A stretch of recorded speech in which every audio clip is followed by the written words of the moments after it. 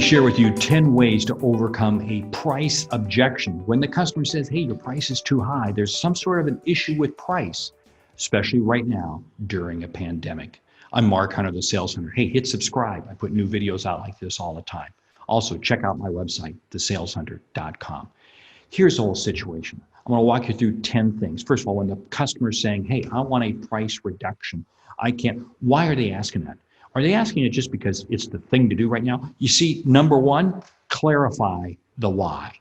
Clarify the why. You have to come back and say, what is it I haven't said right? What is the value you're looking for? Get them to explain more.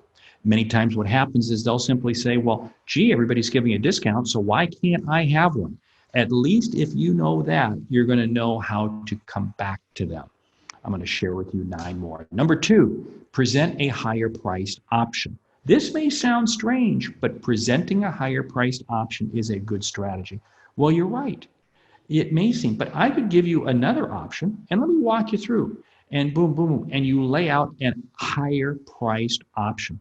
This is why many times what I tell salespeople to do is you put the higher priced option out first. You let them go, oh, that's just way too high. Then you put on the table in front of them the one that you think they're going to take. And it's amazing how, because they're contrasting with the higher price, they will take that offer, which if you had just given it to them all alone, they would have asked for a decrease of some sort. 3, link to something greater. Link to something greater. What do I mean by this? This means, hey, what is the outcome? What is the real reason why they want to buy? You see, you can sit there and say, hold it.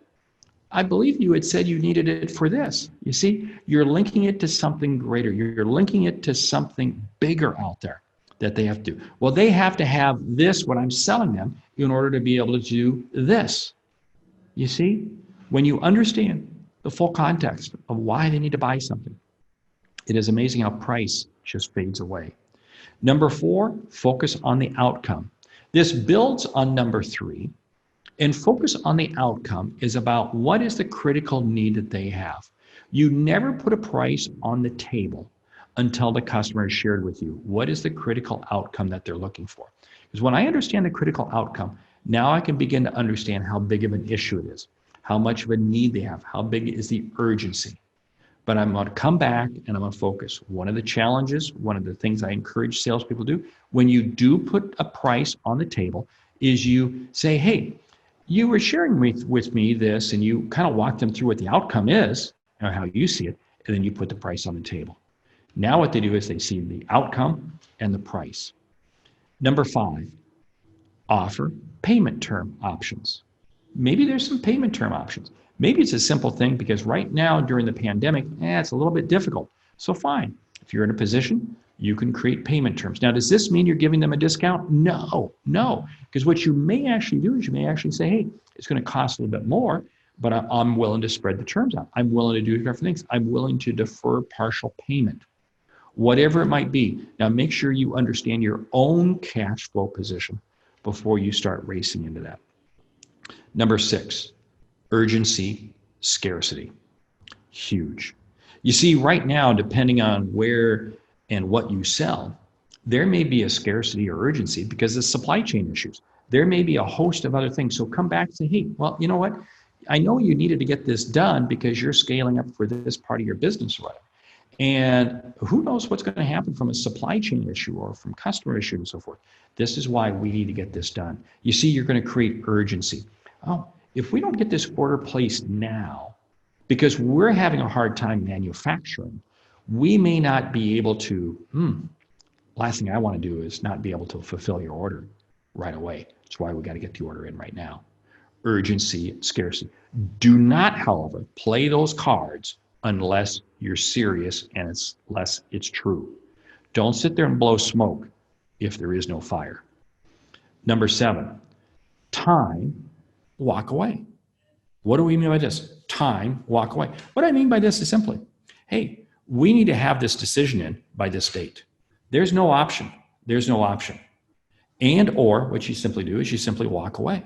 I've been amazed at this. I've seen this several times play out with salespeople just in the last several weeks, where they put an offer on the table and the customer kind of box and they want a discount. They say, well, sorry, this is what it is. And this is the right price for your solution. And they come back and they simply walk away. And what happens is the customer then comes back the next day and says, okay, I'm ready to move. Yeah, that takes confidence. But when you can do that, it's amazing. And you'll lose far fewer deals than you ever realize. Number 8, peer recognition. So what is peer recognition? Peer recognition is many times customers are buying something because everybody else in their industry is using the same thing. You see, they need to be on that same bandwagon. A little bit of FOMO, fear of missing out. If I don't buy, then I'm not going to be seen like all these others. Peer recognition works very well. Peer recognition also works from your end in terms of, hey, all of my best accounts have always signed up for this program. All of my best people have always done that. That is absolutely key. Number 9, trust and confidence. I can't express this enough. It comes down to who you are and creating a level of trust. I understand you're concerned about price, right? And I would think that I have demonstrated to you to provide you the trust and the confidence to know that you're going to be able to achieve what you expect to achieve. You see, it's amazing. The higher the degree of trust and confidence you've created with your customers, it is amazing the less arguments there will be regarding price. Number 10, what is the ROI of the purchase? Remember, nobody buys anything. Even B2C, nobody buys anything. They invest. And they want to know what is the ROI. What I want to be able to do is I want to come to them. I want to be able to sit there and say, by making this purchase now, here's how this is going to work out for you.